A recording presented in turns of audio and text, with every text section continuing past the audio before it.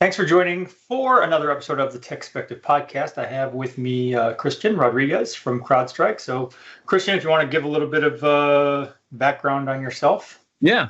Thanks for having me, Tony. So, Cristian Rodriguez, Field CTO for the Americas here at CrowdStrike. Been with the company for approaching 11 years now, and have held a variety of hats, if you will, here at the company. And but yeah, in the industry though for a little over 20 years. So. Okay. I would say, especially in today's environment, and I don't want to jinx you, but it's impressive when you hear of someone who's been at a company for more than like 18 months these days. Yeah. It's been very fortunate to have joined a company. We were roughly a little over 100 people when I started, and at the time, a lot of our emphasis was focused on intelligence and services and the endpoint. And naturally, over the past decade, we've absolutely opened up the aperture, if you will, for looking at everything from identities to SaaS applications and cloud, right? And so it's beautiful to see this company evolve and support so many use cases that our customers have been asking us to support on the cyber side. Sure. And when I do hear of someone who's been at a company for a long time, I mean, honestly, I feel like it's a testament to the company and to the individual. Like you need both. You need a good, strong company and an individual who's delivering in order to make that sort of longevity work. Yeah. I hope I'm delivering. I mean, no one's complained yet. But yeah, it's. I think it's. I'm very fortunate to know that there's a lot of innovation happening here. So I'm always pretty excited about what I'm doing, who I'm talking with, and the technology I'm representing. Right. Okay. Well, I wanted to talk with you, for this episode about cloud security a little more in depth, and specifically around, you see a lot of, go out and do a Google search or whatever. You see a lot of talk about, cloud security, basically being a function of, posture management or configuration management or, compliance and these types of things. But it seems like those things alone don't necessarily get you all the way there, and attackers also can read the news. So attackers also are like, okay, well, if you're going to focus on posture management and configuration management compliance, let me find where the gaps are in that so that I can go there. So talk to me about what do you see in terms of what are attackers doing to cause damage that is being missed by the general sort of conversation around cloud security? Yeah, no, it's a really great question. I think topically it's pretty relevant, especially coming off of the heels of the 2024 global threat report that we had published.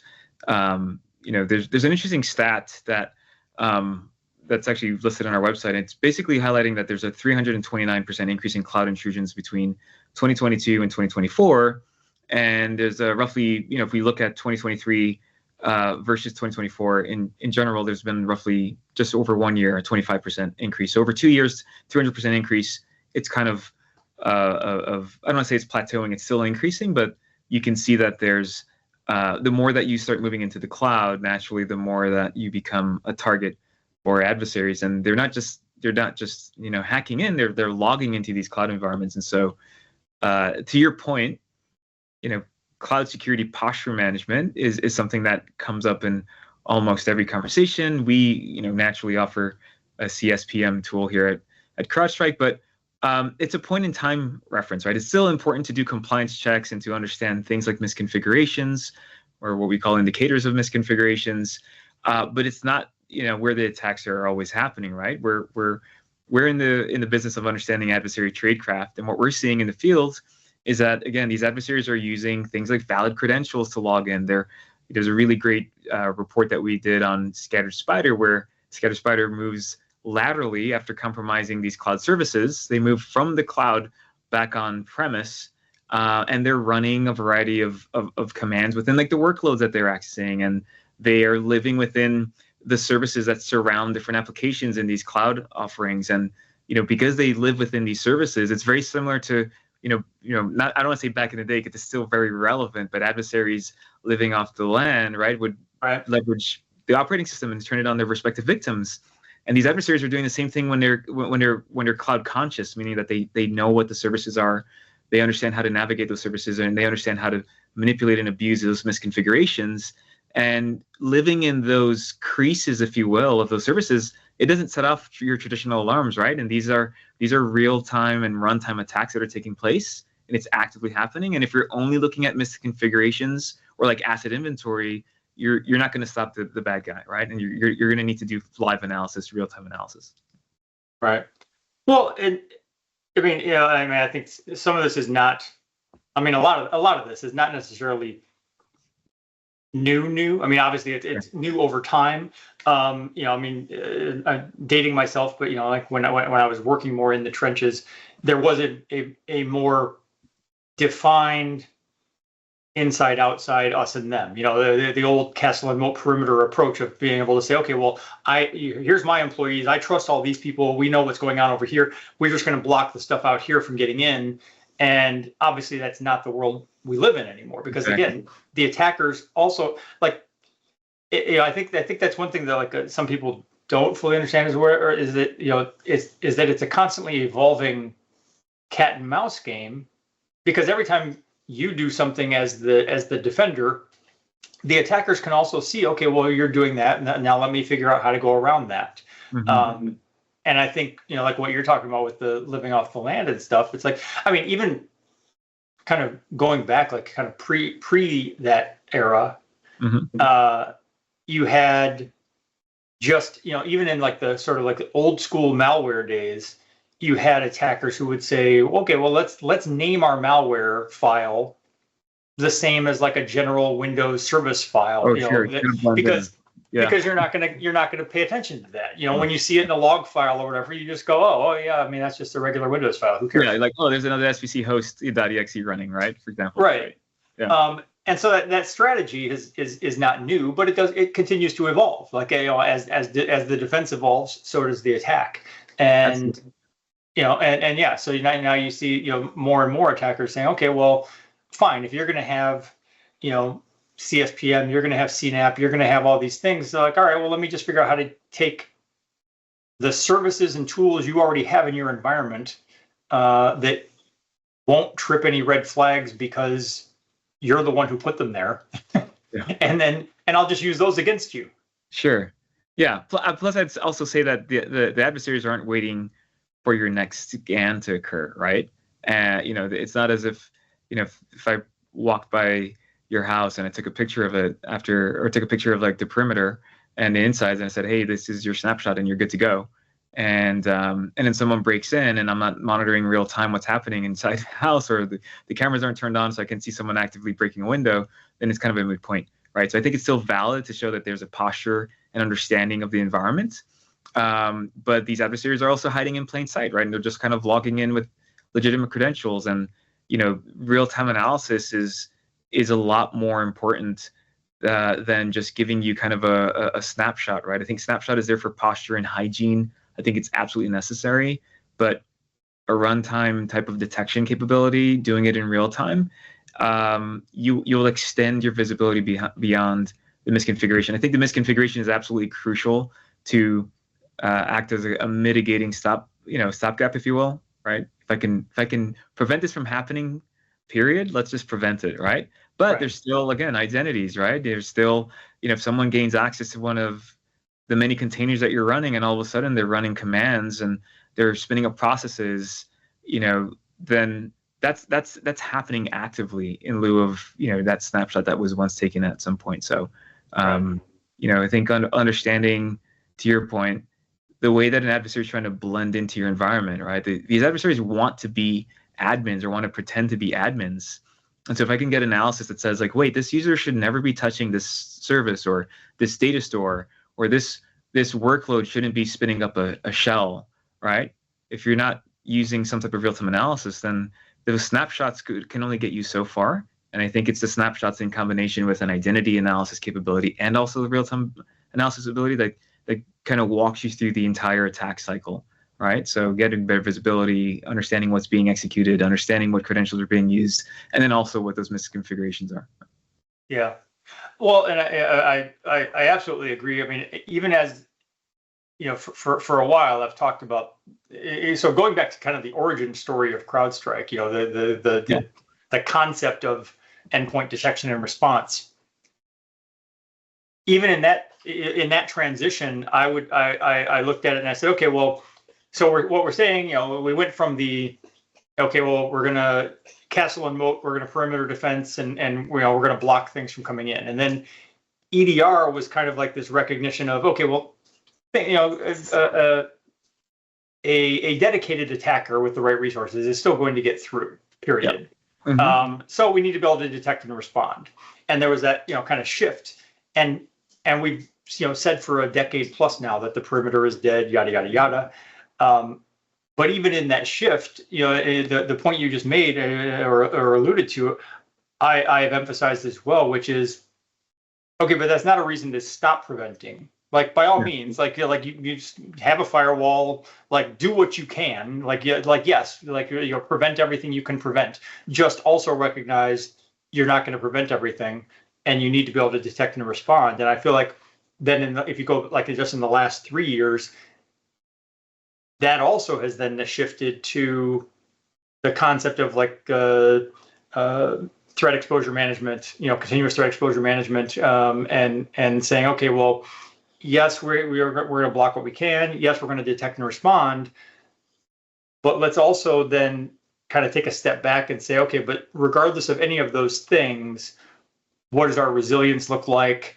Sure. How do we have a holistic view of all of these different security tools? And so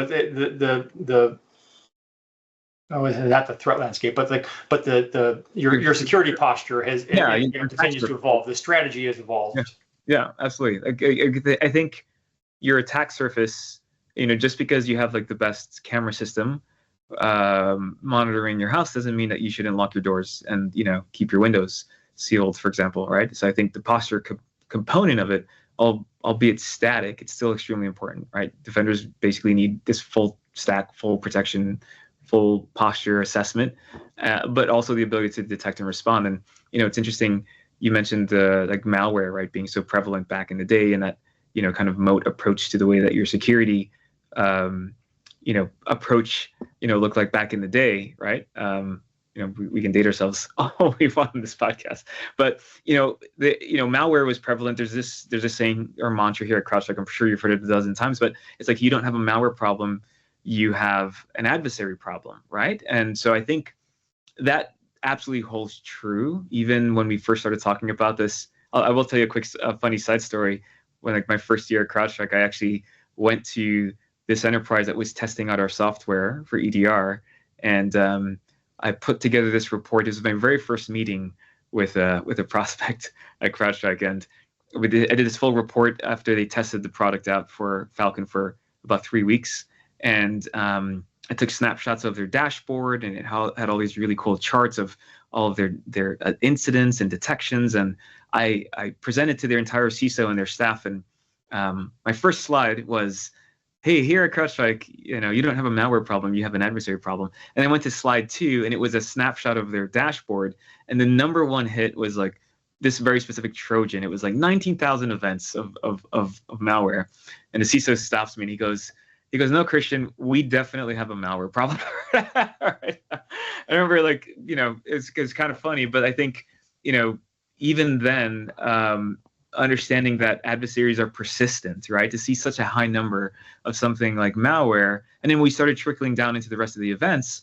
There were a lot of hands-on keyboard events that also took place. And it basically, it represented that while the problem wasn't going away and it was being prevented, right?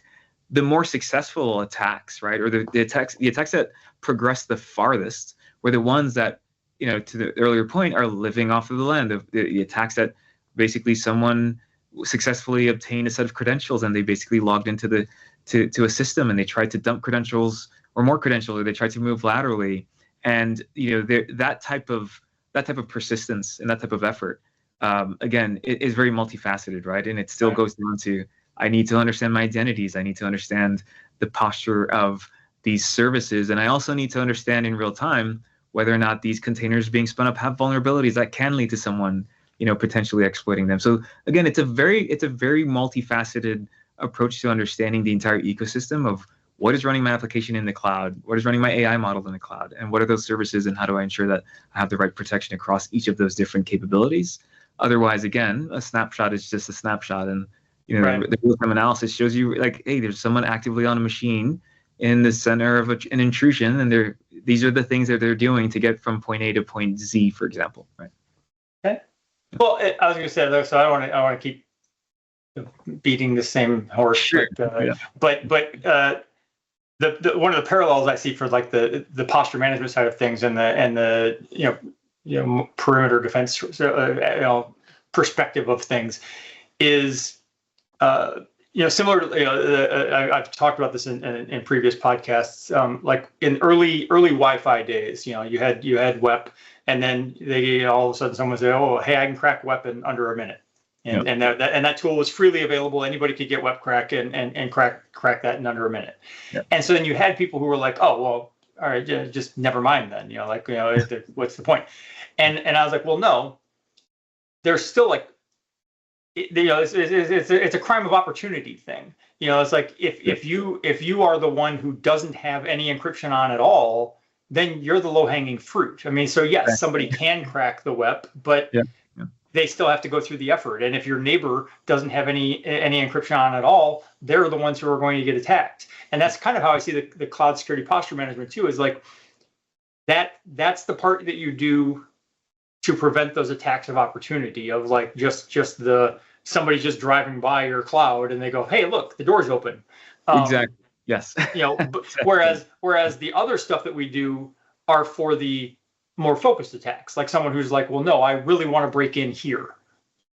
Yeah, absolutely. Right. And you're spot on, right? If there's a misconfigured S3 bucket and someone's just going to download and exfiltrate your data, they're going to exfiltrate your data, right? And the configuration assessment, right, the posture management capability is going to give you that perspective and that analysis, and you want to fix it as quickly as possible.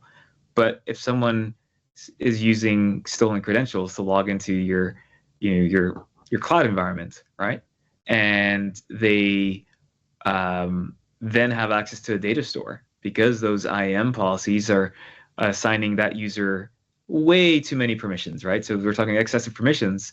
Now you have logs that look very legitimate of someone logging in successfully, authenticating successfully to a resource, and then they're taking that data. And then when they start the exfiltration, if you're not doing that real-time analysis, you won't realize that data is like being, basically just waltzed out the front door. And so I think, the runtime analysis is absolutely crucial. Is saying, hey, we've done our assessments of posture, everything looks okay, but if something is happening actively, now we have real control and we have the ability to actually stop it from happening. Well, what does that, how does that look in practice? So like, let's say Cristian has legitimate credentials for CrowdStrike. You have access to resources within CrowdStrike. So if I'm defending the CrowdStrike environment and I see, okay, well, Cristian logged into this and Cristian logged into that and he did, like that in and of itself isn't going to raise a red flag for me. So what are we looking for that would raise a red flag? Yeah, it could be a multitude of behaviors, right? I think, and what we've done at CrowdStrike since our inception is we've really focused on building things like IOAs, which are indicators of attack patterns. So think of behavioral analysis, understanding who am I, what is my baseline activity, how often do I log in, or how often do I access a resource? Is that normal? When we acquired Preempt and we started building in a lot more identity as a focal point of the platform, we extended that analysis into understanding what I'm authenticating against and the resources that I'm requesting during my authentication. And if there are outliers or if I'm coming from a location that historically I haven't requested before or authenticated from before, or I'm requesting to authenticate against a resource that is not typical or atypical, we can start to do everything from enforcing in real time, step up authentication, confirming I am who I am via additional MFA, or we can simply kill that authentication and say, this actually breaks a policy because Cristian can log into these resources, but these data stores would be a major no-no, right? Or I can raise some alerting at minimum to say, we have a new user authentication request against a resource. So that could be one example, right? Naturally, the EDR tool has been flagshipped. There's an iteration of that also runs in the cloud, right? So think of a container iteration of our sensor that does real-time analysis of who's accessing the container, what type of activity is happening within that container, very similar to what you would get with traditional EDR that you would see on an endpoint, because we're treating that entity as if it's an endpoint anyway.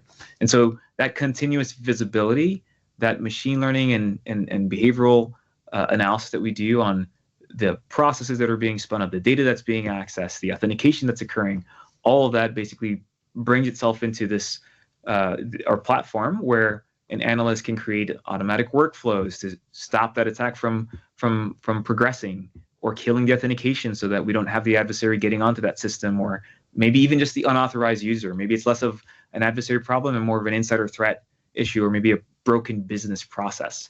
We can enforce that with policies tied to identity, and also to the EDR and cloud capabilities we have. Okay. Well, what is this? So what does this look like in a SOC? How does this impact I guess the life of a SOC analyst or SOC operations in general? If how would I word it? So basically, does this runtime visibility and being able to try to monitor for these indicators in real time, how does that change how incidents are detected or triaged or remediated?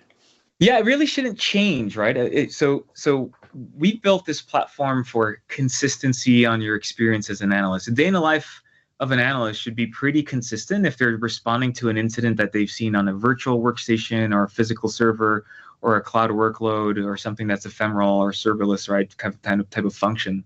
And so that visibility, if we see someone, for example, popping a shell on a container, what the analyst sees is that, hey, there's a shell being popped on an asset, very similar to what they would see if someone were dropping a piece of malware on a machine, or they were dumping credentials with PowerShell. And so the analyst experience is that they're in our platform and they get to understand, an incident, right? And it's based upon risk. Once they dig into that incident and they see this perspective that breaks down things like the identities and the processes, it also shows where the location of that asset is. So is it within a cloud provider? Think AWS, GCP, Azure, for example, right? Is it within these cloud service providers? And if so, what service is this asset running in? Are there vulnerabilities tied to this container, for example? Are there misconfigurations tied to the services that surround the origin of essentially where this attack being represented? So from a SOC analyst perspective, it's very streamlined, right? There shouldn't be, if you're responding to an incident, right, there should be very minimal deviation in terms of how you see those events, right? What we do though is we expand that visibility to say, by the way, this is running in the cloud, and these are the misconfigurations, these are vulnerabilities, these are all the very specific attributes that are tied to that incident that are cloud specific, but the analyst experience doesn't change, and that's very streamlined, right? The analyst shouldn't have to suffer learning a new set of languages or even navigating a different platform for an asset that's in the cloud versus an asset that's on premise or an asset that's virtual, right? And that's really where we shine, and we get to enrich all that data with our threat intelligence, and they get to experience a very similar, almost identical response to how they would deal with an incident normally. It just has cloud attribute specific data points in it. Okay.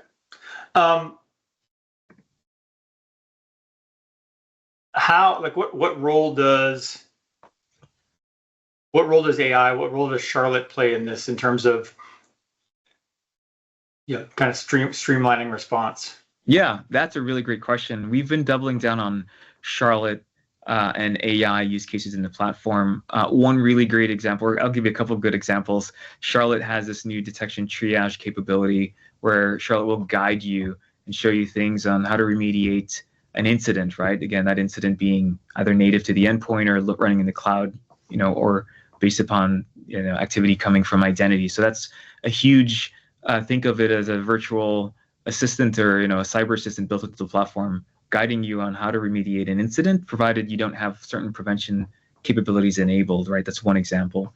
The other side of that is also having Charlotte guide you through workflows. So in lieu of we have an orchestration capability in the platform where you can be very specific with how you want the platform to respond automatically on your behalf based upon your own custom rule sets, or there's a plethora of playbooks that are built into the platform and a very large ecosystem of integrations tied to third-party vendors. So think of tying authentication events to maybe an IDP and having that IDP reset passwords and you automating that, or orchestrating that, or isolating or moving someone to a more restrictive policy within like their web proxy solutions that you're using based upon the incidents that we're capturing and that third-party integration. But also now think of that same orchestration framework being powered by Charlotte, where you can use prompt engineering, or basically you can ask it a question using natural language, like do this for me, automatically send a report with the relevant IOCs to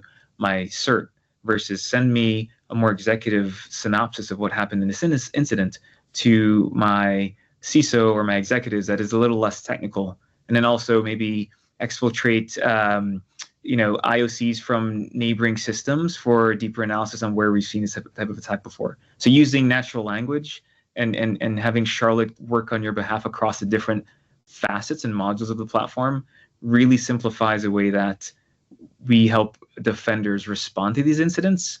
And there's a whole lot more that we'll be announcing at Falcon around how Charlotte is being fully integrated and baked into the platform, for every analyst experience. Okay. One of the things it made me think about when you're talking about asking questions in natural language, and this is tangential on some level, but my wife and I were talking recently about, I forget what she had seen a post or a story from someone talking about when it comes to generative AI, when it comes to your ChatGPTs and Geminis and whatever, about making your prompts as concise as possible, because everything is a token. Yeah. And so we had this back and forth about that, because I was like, yeah, I'm really bad at that, I guess, because I am very conversational when I interact with generative AI. So I'm conversational in like a polite way, like I'm actually talking to a human assistant working for me and saying, hey, can you please blah blah blah blah blah, and and my wife's like, yeah, you're wasting electricity and water and killing the environment because you're using twice as many words as you need to for that prompt. It's your personal Jarvis, right? If you're an Iron Man fan, so yeah. That's fine. Yeah, I mean, and I get it. I mean, I get it on a technical level that like there's no need to be polite. There's no need to even be grammatically correct per se. Sure. It's just like trying to just get the point across. But I guess the way my brain works, it's easier for me to feel like I got the point across when I word it the way I would normally say it. Yeah. No, I think we can probably spend a whole hour talking about the use of Gen AI and usage of tools like ChatGPT, even personally, and the mental impact and how that affects the way that. Yeah, I shared this funny story on our podcast of how I actually presented this at RSA, and I said I polled a room. I was actually talking about securing AI, and I polled a room, and I said, hey, does anyone agree with me? Like, I would much rather share my browsing history than my ChatGPT logs at this point in my life, right? Just given the amount of questions or conversations that I have with it about just like random things, right? From helping my son with his homework, his chemistry, to I made a joke about relationship advice, and so I think that natural language is important because it actually starts to bridge the gap on any technical deficiencies that someone may have. It also lowers the bar to entry when it comes to understanding, how to interface with different platforms. And I think on our side, I strongly believe that, this is going to augment and accelerate the way that analysts can respond to threats by having answers kind of at their fingertips, or having, again, this kind of built-in virtual assistant that is also agentic and understands how to guide you through dealing with, complex challenges, right? These problems you mentioned earlier, like the adversaries are getting smarter and they're getting enterprising. We call them enterprising because they won't miss any opportunity to get into your environment, whether it's cloud or identity that they're starting with and pivoting into everything they can access. And so having a tool that starts to bring all of those data points together and then guide you through how to respond or automatically, help respond to these incidents in a way that keeps your business safe, keeps your defenders informed, right? And ultimately gives you the data that you need to make a decision on how to change business processes, that has to be led by AI. And that augments your efforts, I think, in a way that is required to keep up with these adversaries that are just getting faster, right? Yeah. Well, and I feel like, well, two things. Number one, I would say not all generative AI is created equally. Sure. They have different strengths, and a lot comes down to your ability to prompt. Which is also always been true of even Google. Like, you and I might both say, hey, we want to do some research on a topic. We say, okay, well, we're going to Google it. It's like, okay, but how you frame the question changes how the results you get. And so there is an element of that. But one of the things I really love about, like, say, Charlotte versus a ChatGPT is, ChatGPT is fine at a lot of things, but it is still more or less a glorified Google. It's like I'm asking a question and it's just doing a better, faster, broader Google search than I might, and giving me answers. What you described with Charlotte and what I've seen, demonstrated with Charlotte is a more, Iron Man's Jarvis-esque type thing, because it's trying to think of, like, okay, well, what does the human need to know in this context? What things should they be thinking of that they might not be thinking of? Mm-hmm. And the ability to kind of guide along that path, because it knows, because Charlotte is very, specifically trained in, like, security and incident response. And so, like, it's able to help you think of the things you're not thinking of. Whereas I feel like a ChatGPT is just giving you an answer to a question. Sure. It's not really being proactive about it. I'm sure we'll get there. But quick, like, side note. How, like, so Apple is, I'm not going to go into, like, where they're at with their AI journey. They announced it last year. They still haven't really done it. Now they're talking about it's going to be, next year before we see it. But in the meantime, there is a tie-in with ChatGPT. You can go into the settings in an iPhone and say, yes, I want you to use ChatGPT. And I've connected it. I've linked it to my ChatGPT account to be like, sure, if you can't answer the question, by all means, use ChatGPT. Just give me an answer. But I had a situation the other day where I asked it a question, and it took a while to think about it. All I was asking, I forget why. I wanted to know how many days had passed since a given date. It was April 5th for whatever reason. I was like, how many days has it been since April 5th? And I asked that question, and it took a while to answer, and it gave me the answer. And I said, okay. I didn't think anything of it really until, like, 2 days later. I was looking at, I was in ChatGPT, and I saw that it showed up as a ChatGPT query. And I was like, okay, that didn't require any generative AI magic. Like, Siri shouldn't have handed that off to Chat. Like, you just answer the question. Like, what? Like, why am I using ChatGPT, tokens for answering a very simple math question? No, it's interesting that most large language models are just doing, some fairly sophisticated. I don't want to undermine the concept of a neural network by any means, but a lot of these large language models in general are doing pattern matching very efficiently, given just, like, this massive amount of data that they have access to.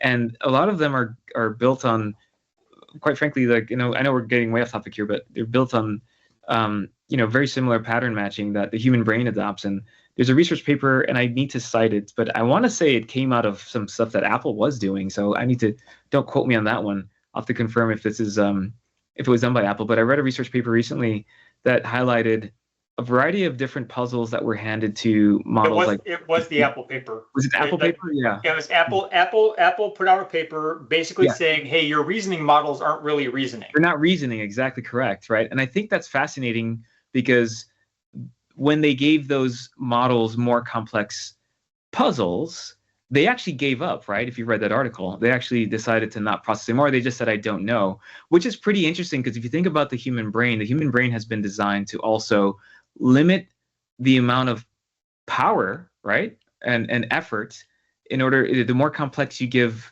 the more complex of a problem you give a human by design, usually your brain is kind of like wired to kind of say, I can't figure it out. And it's a safety mechanism to underutilize power, right? To kind of save that power. I thought it was fascinating to read that article and see that in an effort to not use additional cycles, some of these models just gave up, right?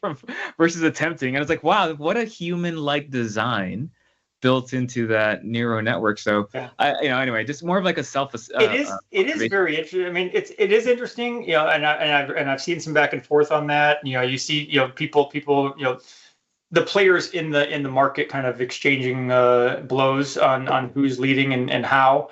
Yeah. I did think that paper was interesting.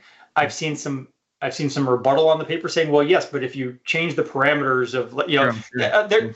This is true of almost any scientific study or paper that you read.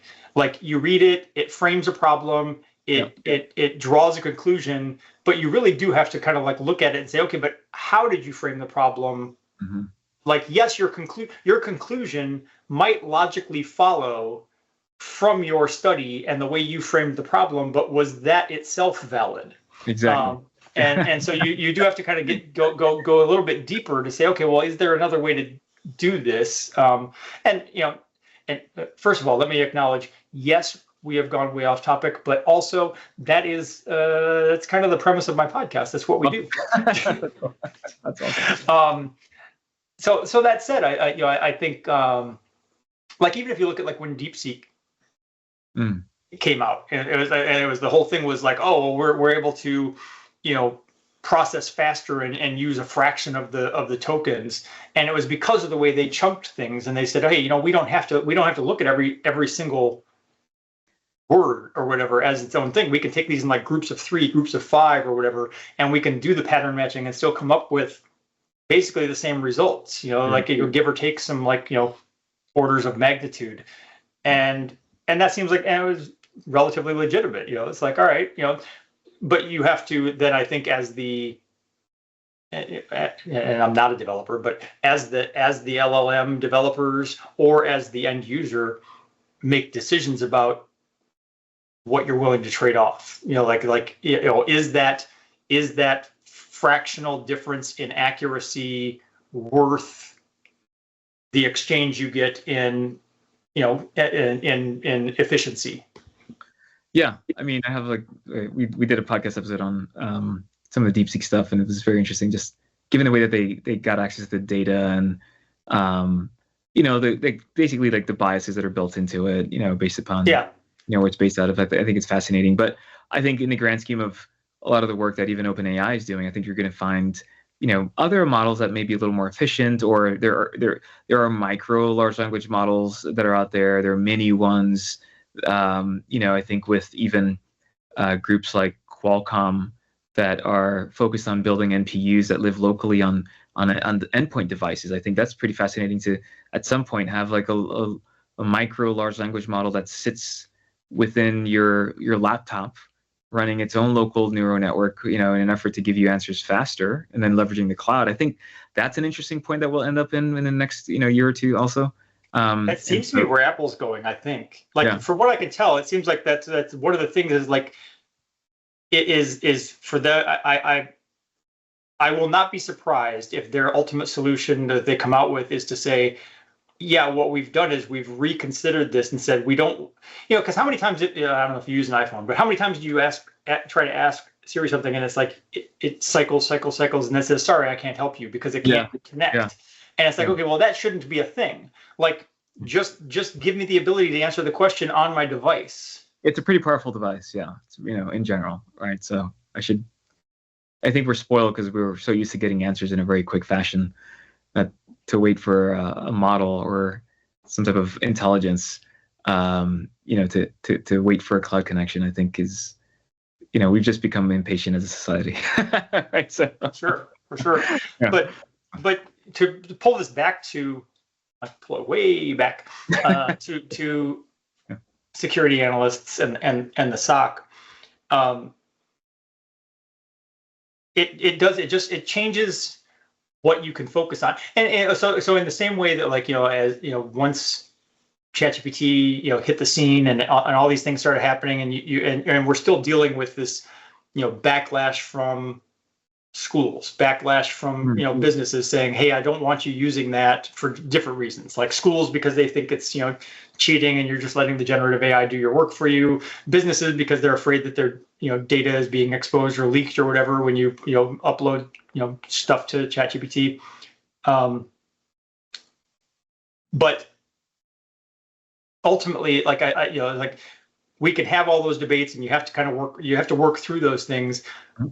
But also, the genie's out of the bottle. Like we're not, generative AI isn't going away, and so it does become an evolution. Like, and I just talked about this recently with someone about how like when the pocket calculator came out, it changed the way schools teach math, because it's like, okay, well, because at first you might push back and say, I don't want you using a calculator.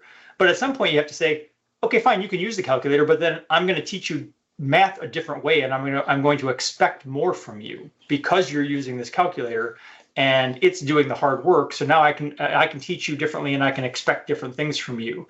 And I feel like we went through that same transition with the internet and with Google to say, okay, well, you used to have to go. I'm going to date myself again. When I was in high school, I had to go to the library and I had to look things up in a card catalog, and I had to go get an encyclopedia off the shelf and read the book and find the answers. And it's like, so when you fast forward and you say, okay, well, now I've just got the internet and I've got Google, and I can just in 30 seconds I can get all of that information.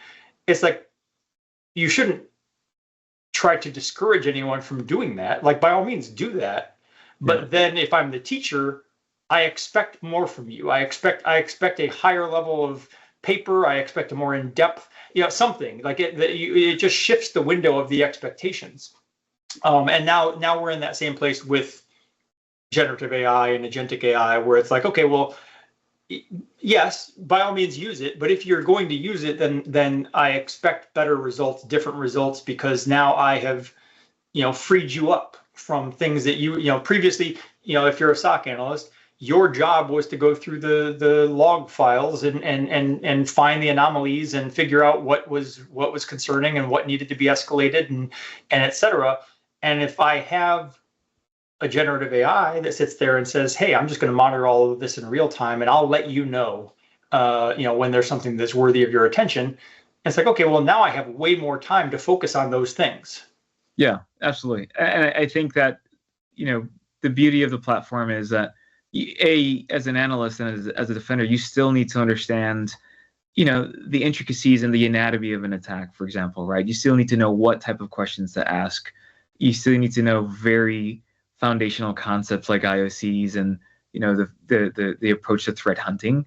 And what AI and what Charlotte specifically does is it accelerates that experience, and it gets you the answers faster, which I think is crucial in an area, in a time where adversaries are, they have an average breakout time of 48 minutes, for example, right? So you need to be fast, and this absolutely enables the defender to defend, right? Yeah.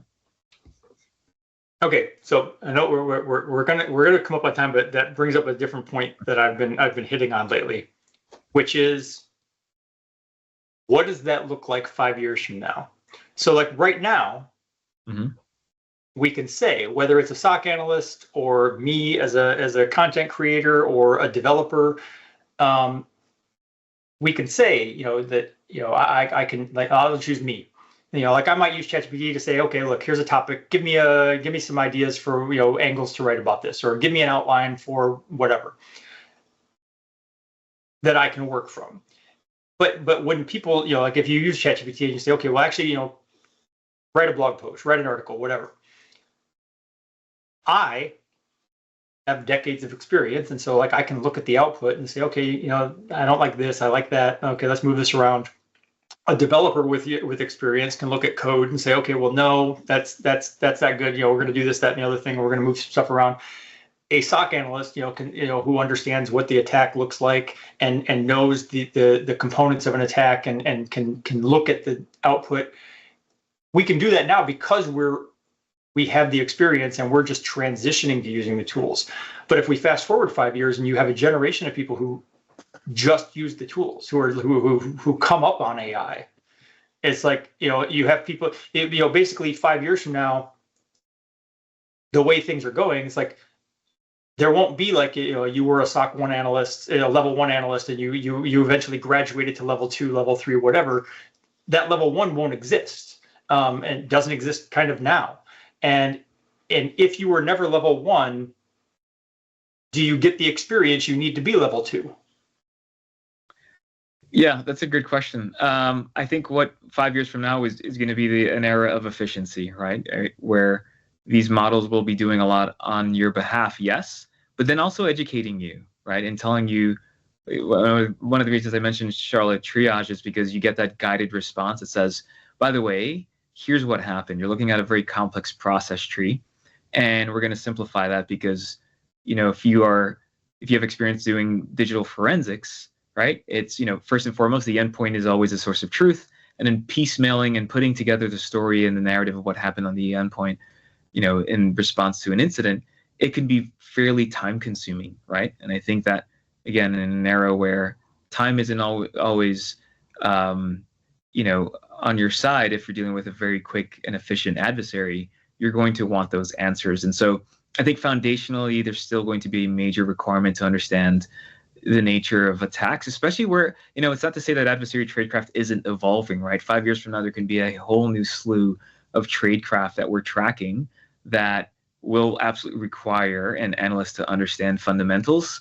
And then naturally, we'll have behavioral models and AI to help guide and prevent and protect systems from whatever that tradecraft is, again, 5 years from now. I think what we are looking at is moving into an era where there's a lot more opportunity for being more proactive, and an opportunity for doing things with like predictive analytics. We have a capability that we announced earlier this year called attack path analysis. And the concept there is that if we identify systems that are exposed on the internet, that have certain vulnerabilities, and they're also connected to other machines internally, what is the likelihood of X amount of systems being impacted if they were successfully exploited, for example?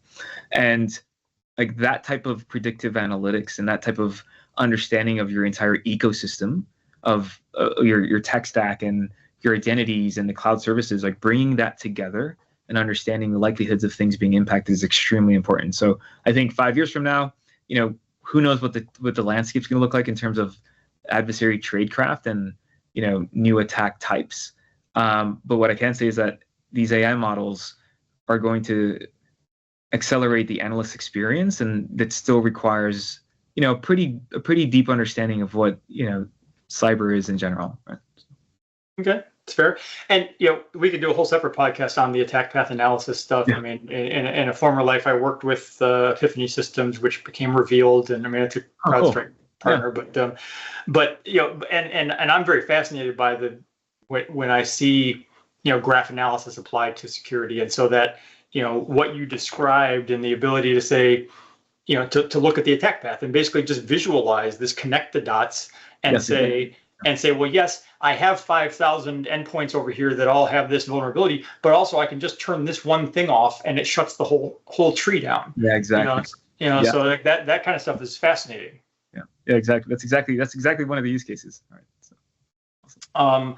All right. Well, so I guess I would just close with this, and you kind of hit on this a little bit already, but I'll kind of let you wind up with some closing thoughts on what what would you suggest companies be doing now? What sort of innovations or approaches do you think are critical for staying ahead of cloud adversaries? First and foremost, again, keep with your cloud security posture management, but then have the ability to correlate in real time the runtime behavior, the identities that are accessing these cloud-specific assets, have threat intelligence that is relevant and topical given some of the evolving tradecraft that we're observing. That needs to be in real time, right? And so we advocate for having the ability to see all of those data points as they're happening, but more importantly, the ability to correlate or have behavioral models that can actually show you what outliers are and ultimately what potential impact is based upon your business, how you define risk, your appetite for risk, and all of those are capabilities that we do have in our platform. But in general, that real-time runtime analysis is is really going to change the way that responders can stay ahead of these threats. Awesome. All right. Well, thank you. Thank you very much for taking the time. It was a great conversation. Yeah, thanks for having me, Tony. All right. I appreciate you investing your time to listen to the podcast, but I also invite you to engage on social media. Please go like our Facebook page and follow at TechSpective on Twitter and Instagram. You can feel free to let me know what you like, let me know what you don't like, let me know if you love it, let me know if it sucks, and let me know what products you'd like to see reviewed or what questions you'd like to see answered in future posts.